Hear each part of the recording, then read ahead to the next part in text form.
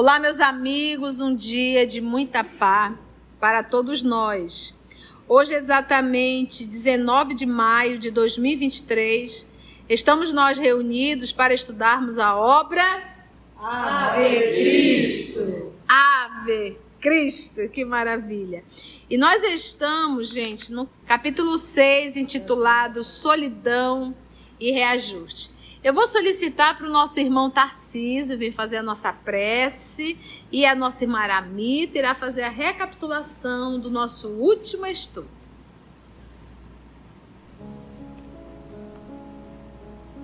Amado Mestre Jesus, espiritualidade amiga aqui presente, queremos te agradecer por mais essa oportunidade de estudo.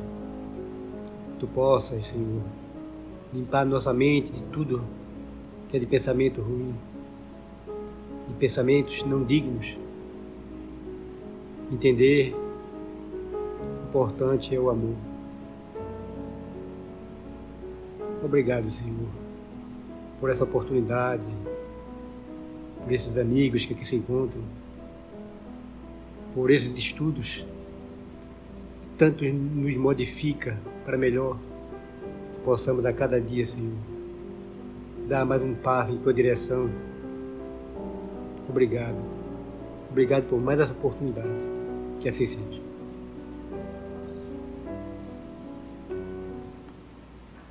Em nosso último estudo, nós vimos a conversa do Tassiano com o Quinto Celso, que de forma leve e gentil tenta mostrar para Tassiano os conceitos de fé, de resignação, de igualdade, de fraternidade, e fazendo referências sutis a Jesus para tentar envolver Tassiano. E o Tassiano muda de conversação, né? Ele entende, ele compreende essa alusão velada a Jesus, mas ele muda de assunto para não, porque isso não é ainda muito familiar a ele. E também outro fato importante foi a carta que Lucila enviou não ao pai, mas à Blandina, porque devido às conversações, né, aos disse-me-disse, ele não pode dizer o que realmente aconteceu com a Helena, nem o que aconteceu nas Galhas, e fica todo mundo achando que é culpa dele, né, que ele tem responsabilidade no suicídio da Helena. E ela manda uma carta para Blandina, dizendo que para Blandina voltar, né? Que se ela quiser voltar para Roma, ela vai mandar Anacleta e os servos para irem com ela, e que depois do que ocorreu na Itália e com a doença do Opílio Vetúrio, ela ia vender as propriedades das Galhas, que Teódulo não ia mais voltar e que iam se desfazer de tudo e querem para ela voltar, e ela pedia também as joias da mãe. A Blandina responde dizendo que não vai deixar o pai enquanto viver, mas manda as joias e os pertences da mãe para ela. Paramos aí. Então vamos lá, vamos ver como é que está a vida do senhor Tassiano. Que Jesus nos conduza. O inverno chegara ríspido, então estava frio. As árvores enregeladas, com as galharias, né, os galhos, desnuda, dirigida para o alto, pareciam espectros, ou seja, fantasmas, a suplicarem o calor da vida. Que poético, né, o Emmanuel? E é feio realmente, né? Eu particularmente não gosto. Eu gosto do verde, das araras, né, dos papagaios, passarinhos, né? Adoro. Meditabundo, eu achei o máximo essa palavra, né? Nunca tinha ouvido. Você já tinha ouvido a palavra meditabundo? Dá até pra música, meticoticotá, meditabundo lá, né?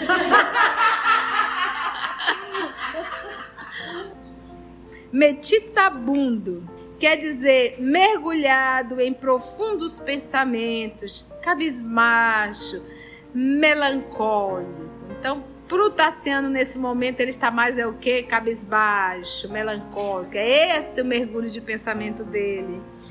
Observava Tassiano a natureza castigada do inverno, recordando o próprio destino. O frio da adversidade assediava-lhe o coração. Não era só o frio externo, era também o frio interno. Não fossem Blandina e Celso, frágeis rebentos da vida, a lhe reclamarem carinho, e talvez se rendesse ao sofrimento moral, até que a morte o visitasse por mensageira de paz e libertação. Então, quem o obriga a sair da cama são os filhos. A necessidade do cuidado dos filhos. Isso ele tem que levantar. Gente, quando nós estamos passando por dor moral, a dor seja ela que for, o pior lugar para você ficar é cama e quarto. Então se movimente, saia do quarto, vá varrer quintal, vá dar banho em planta, vá limpar o piso, vá fazer comida, vá lavar a geladeira, vá lavar o banheiro, vá fazer qualquer coisa. Mas saia do quarto. E abra as cortinas. Por quê? Porque cabeça vazia, oficina do cramunhão. E além de tudo, a gente deixa de fabricar serotonina, dopamina, substâncias químicas que nos promovem a alegria, noradrenalina. Então a gente precisa se movimentar, a gente precisa sair. Não, porque a gente acha que pelo fato de nós estarmos passando por um momento doloroso, que a gente tem que estar ali chorando e permanecer no doloroso. Não, a gente tem que sair. Às vezes a gente acredita, no caso da desencarnação de um ente querido, que o fato de nós ficarmos chorando, a gente está mostrando o nosso amor a quem foi.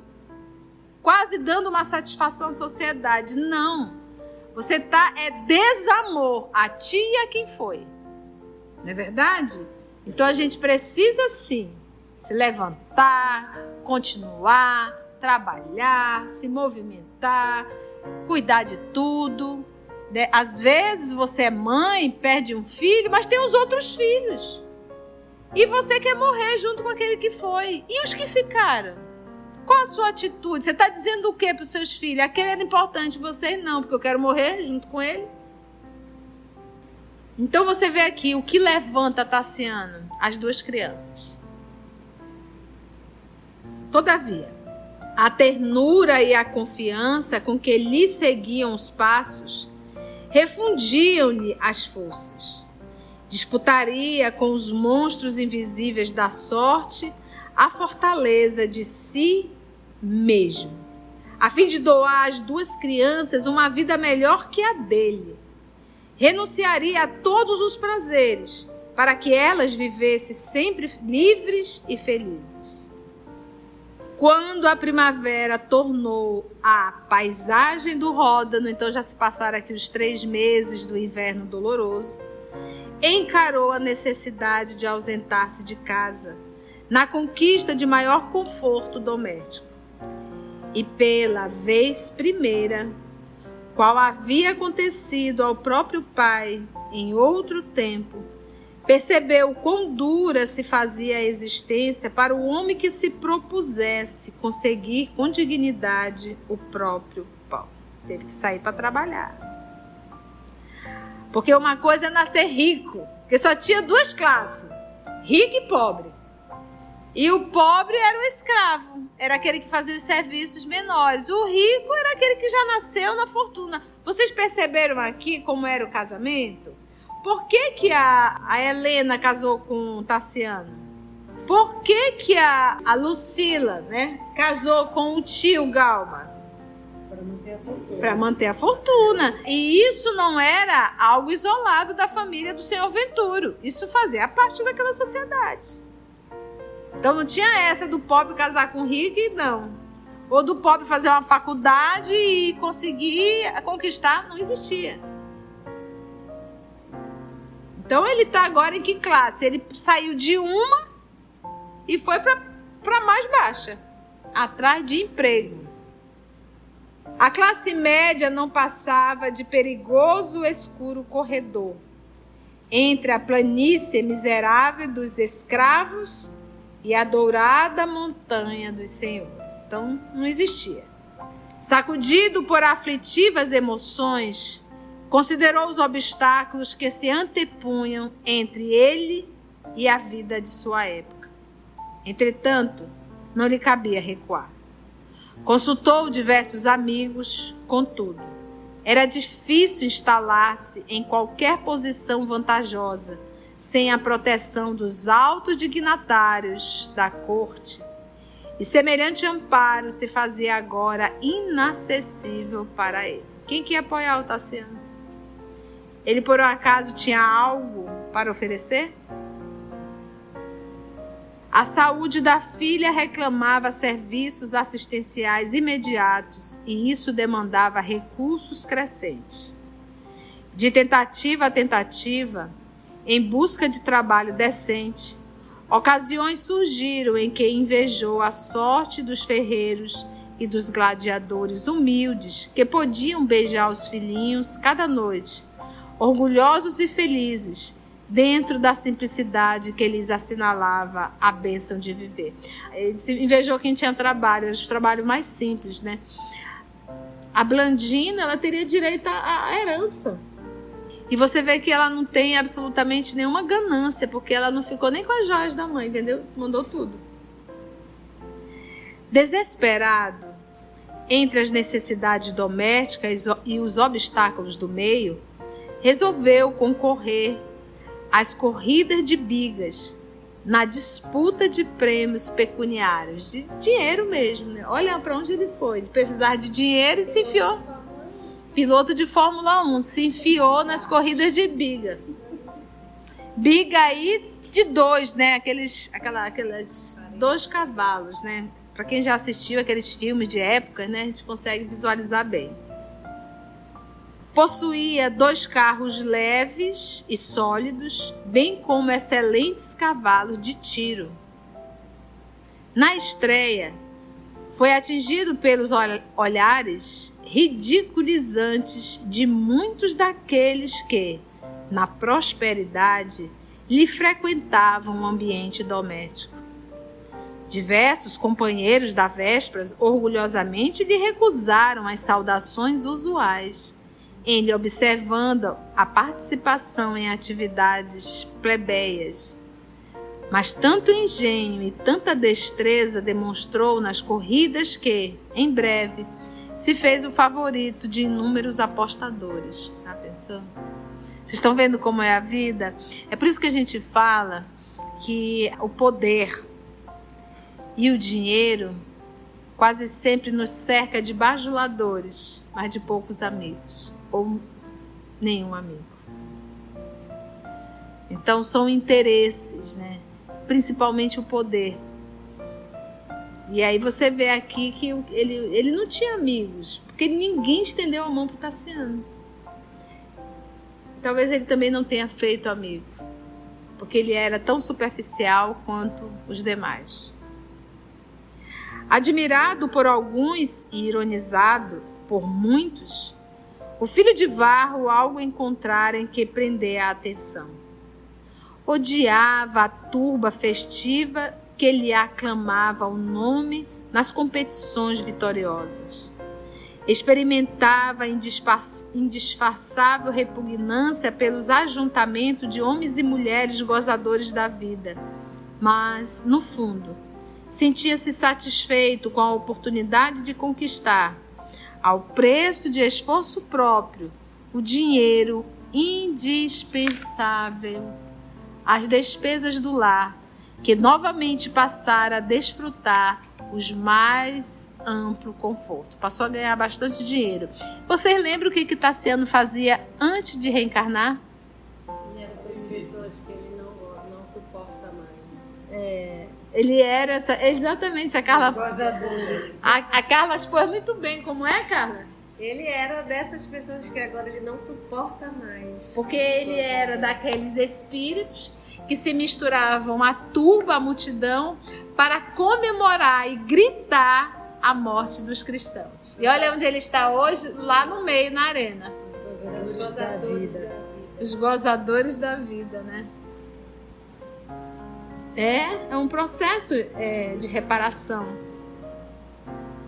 Contratara competente professor para os jovens e a vida transcorria em casa numa abençoada atmosfera de paz. Somente perturbada pela precária saúde de Blandina, que jamais pudera refazer-se de todo. Doente, abatida, a menina via o tempo escoar-se sob o carinho inexcedível de Tassiano e de Celso, qual se fora um anjo enfermo, prestes a desferir o voo para o paraíso. Por mais fosse conduzida pelas abnegadas mãos paternas aos passeios no rio ou na floresta, nunca mais lhe assomaram à face as cores rosas e sadias da infância. Muitas vezes era surpreendida pelos familiares em lágrimas convulsivas e, quando interpelada por eles, informava, triste, que vira a sombra de Helena a rogar-lhe orações. A menina ainda era médium. E via a mãe, imagina. Porque quando a gente está na Terra, eu não sei o que passa na cabeça da gente, mas a gente tem certeza que nunca vai morrer. Porque as nossas atitudes são de quem a gente nunca vai sair daqui. Né? Mas como, tia, isso? Quando você está passando por um sofrimento, você acha que esse sofrimento nunca vai acabar. Né? Quando você está fazendo um erro, você tem certeza que você nunca vai prestar conta daquilo. Não existe, gente, isso. Todo mundo desencarna. Um dia a gente chega, um dia a gente volta. E tudo aquilo que a gente faz, não existe nada que nós realizamos, que nós estamos fazendo, que nós vamos fazer, que não seja na presença de Deus. Tanto o bem quanto o mal. O bem é computado e o mal também. Então, por mais que a gente não sofra as consequências das nossas atitudes numa mesma encarnação, a gente vai sofrer em outras. A outra coisa, a minha vida aqui na Terra, a minha atitude, ela tá me dando um norte para onde eu vou. Se você deseja fazer uma viagem, você vai lá, verifica os valores, compra a sua passagem com destino. Você compra a sua passagem para ir para um destino Y. E nós aqui, as nossas atitudes, os nossos movimentos, também está direcionando o local que nós vamos. Isso é um fato. Então, ou seja, para onde eu estou me programando para ir com as minhas atitudes aqui na Terra? Em que avião e para qual lugar? Às vezes a pessoa desencarna no processo de depressão, ela entra num entristecimento tão grande que a imunidade do corpo acaba caindo muito e a enfermidade acaba tomando conta. Então não é que estava programado para a pessoa desencarnar, é que a pessoa se matou. Porque a depressão mata. O entristecimento, por muito tempo, também vai te adoecer. Então, quantas vezes a gente não vê isso? Se a gente pegar o livro Renúncia, Alcione, você viu em algum momento Alcione desistir? Não. Alcione é uma guerreira. Vai batendo, ela vai levando. Vai batendo, ela... Parece assim, aqueles jogos americanos, sabe?